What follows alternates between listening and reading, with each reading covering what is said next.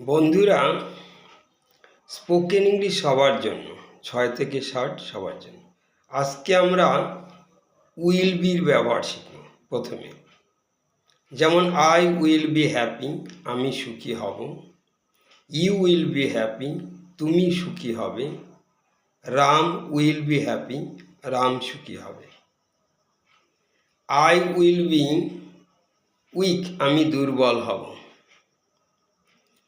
I will be a doctor, আমি ডাক্তার হব। I will be a lawyer, আমি একজন উকিল হব। অনেক সময় প্রশ্ন করা, what will you be in future, তুমি কি হবে? তখন I will be a teacher, আমি টিচার হব।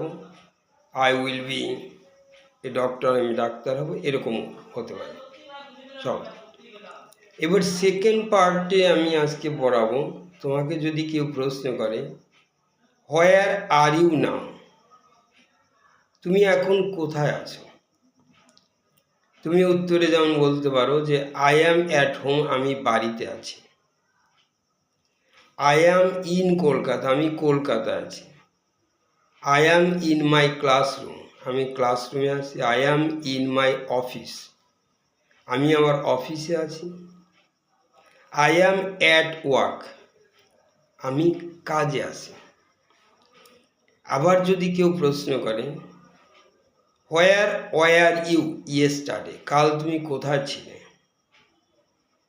তখন উত্তরটা হবে আই ওয়াজ অ্যাট হোম, আমি বাড়িতেই ছিলাম। আই ওয়াজ ইন কলকাতা, আমি কলকাতায় ছিলাম। I was in the class, আমি ক্লাসে ছিলাম। আই ওয়াজ অ্যাট ওয়ার্ক, আমি কাজে ছিলাম। আবার প্রশ্ন করা হবে, where will you be tomorrow, তুমি আগামীকাল কোথায় থাকবে? I will be at home, আমি বাড়িতে থাকবো। I will be in Kolkata, আমি কলকাতায় থাকবো। I will be at work, আমি কাজে থাকবো।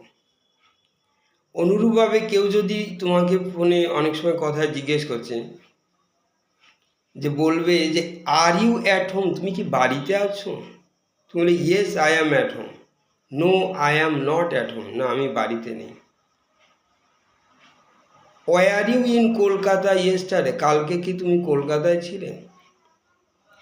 Yes I was in Kolkata, হ্যাঁ কলকাতায় ছিলাম। No I was not in Kolkata, কলকাতায় ছিলাম না।